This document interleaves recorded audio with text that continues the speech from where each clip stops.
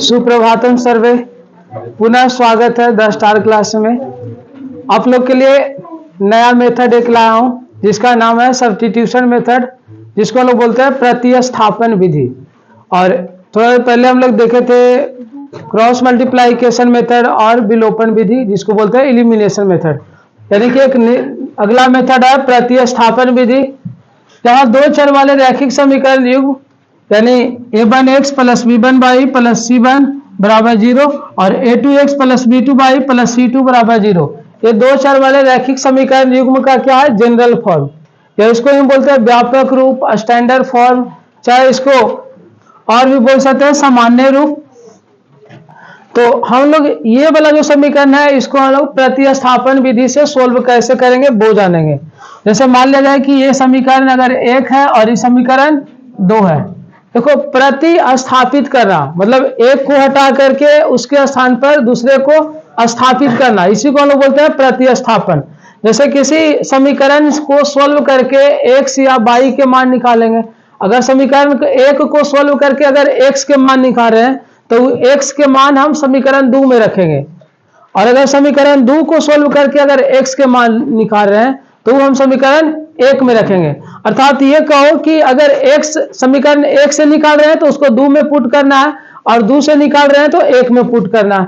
जैसे हम लोग उदाहरण से इसको बहुत इजी वे में समझ सकते हैं, तो देखते हैं इसका एक एग्जाम्पल। जैसे लिखा हुआ है 2x प्लस वाई बराबर 6 और 4x माइनस 2y बराबर 4। इसको हम लोग प्रतिस्थापन विधि से कैसे बनाएंगे ये देखिए।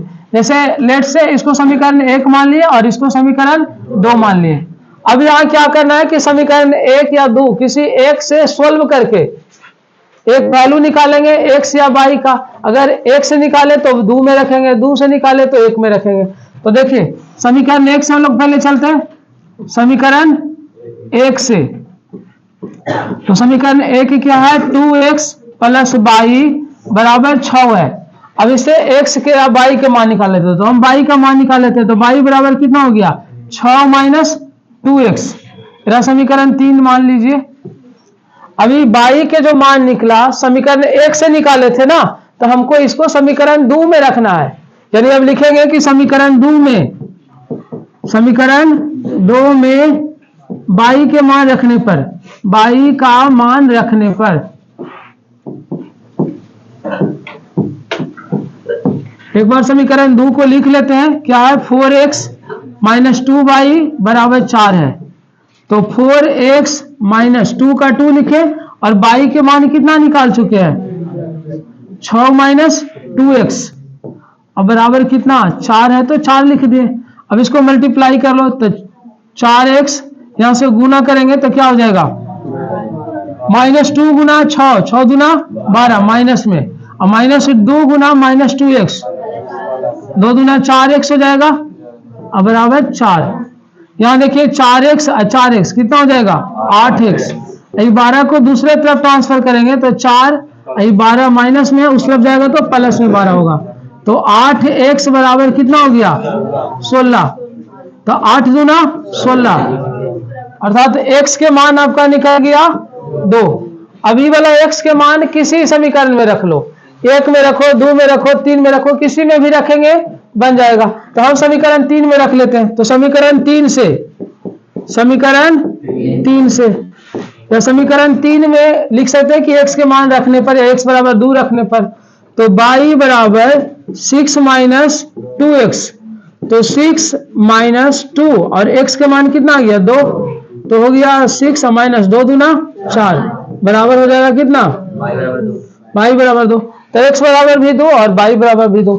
जैसे जिनको नहीं समझ में आया, देखो दूसरा क्वेश्चन देख लेते हैं। आप लोग ध्यान दीजिए, पहले समझने पर ध्यान दीजिए। बहुत सारे बच्चे ऐसे भी है कि खाली छापने पर ध्यान में लगाए हुए हैं, तो ऐसे में कभी नहीं समझ पाइएगा।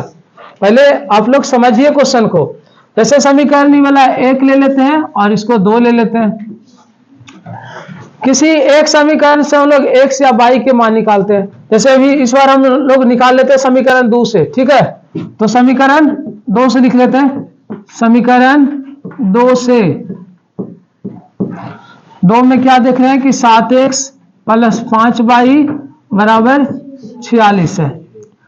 तो 7x बराबर कितना हो जाएगा 46 माइनस 5y, तो x बराबर क्या हो जाएगा 46 माइनस 5y, 7 उस तरफ जाएगा तो बटा 7 हो जाएगा।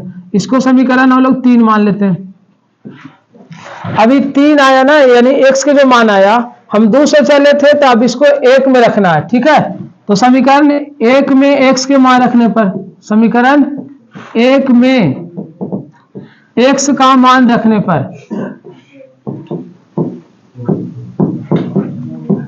समीकरण 1 में x के मान रख लेते हैं। देखो समीकरण 1 ये है, इसमें x के मान रखते हैं, तो 5 इंटू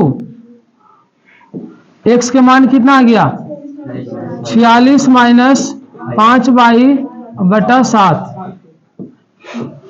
हो गया, और प्लस 7y बराबर कितना है 50, या कुछ ना तो 1 हो गया। इसका एलसीएम ले लेते हैं, तो एलसीएम हो जाएगा 7, ये क्या हो गया 46, 5 से गुना करेंगे तो 46 पंचे कितना हो गया 230, फिर 5 पचे 25, 25y, ये 7 बार लगेगा ना तो 7 49 प्लस 49 बाई बराबर कितना हो गया 50।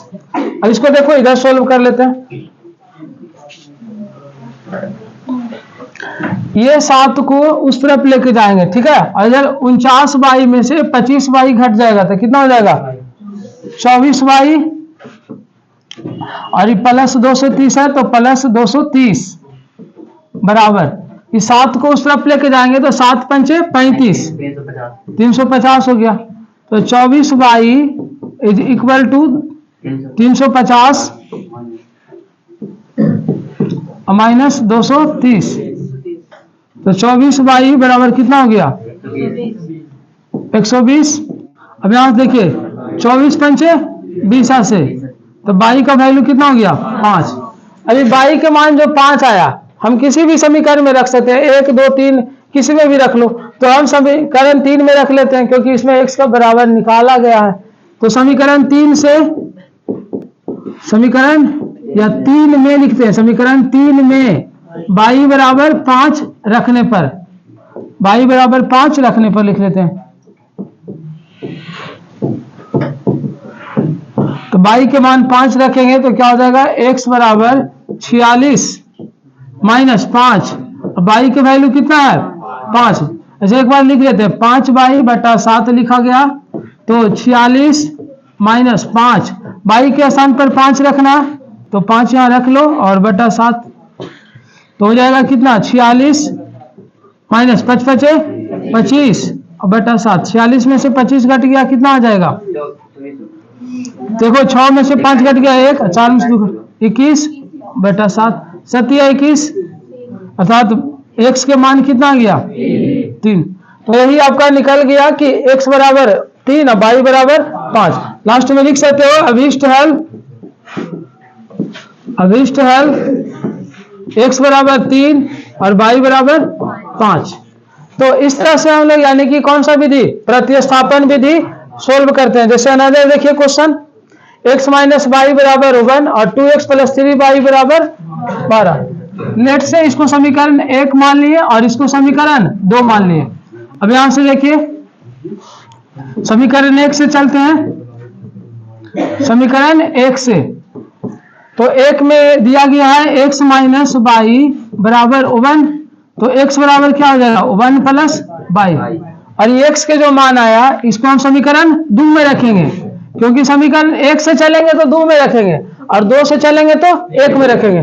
तो देखो समीकरण किसको में, देखो 1 से चल रहे थे ना, तो इसीलिए 2 में रखेंगे, तो समीकरण 2 में x का मान रखने पर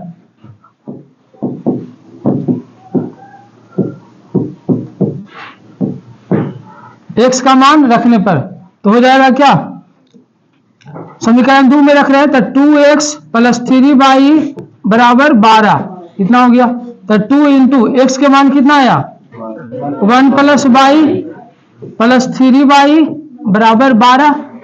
अब यहां से देखिए 2 इंटू 1 2 हो गया और 2 इंटू वाई 2y और प्लस 3y बराबर 12, तो देखो 3y और 2y कितना हो गया 5y बराबर 12 माइनस 2 तरफ ट्रांसफर करेंगे -2, तो 5y बराबर 10, 5 दूना 10, तो y के मान आ गया 2। अभी जो 2 आ गया y के मान हम किसी समीकरण में रख लो, जैसे 1 में 2 में 3 में किसी में, जैसे मान लेते हैं कि 3 में तो यहाँ 2 रखेंगे कितना हो जाएगा 2 1 3 हो जाएगा, चाहे मान है कि आप 2 में रख लो तो भी बन जाएगा। जैसे हम समीकरण 2 में रख लेते हैं, तो समीकरण 2 में y बराबर 2 रखने पर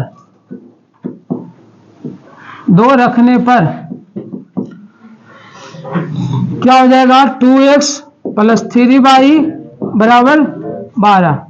तो देखो 2x प्लस 3 इंटू y का वैल्यू कितना हो गया 2 बराबर 12, तो 2x बराबर 12, 3 गुना 6 सब जाएगा तो -6 बराबर क्या हो गया 6, तो 2x बराबर 6 हो गया, तो 2 तिया 6, तो x बराबर 3।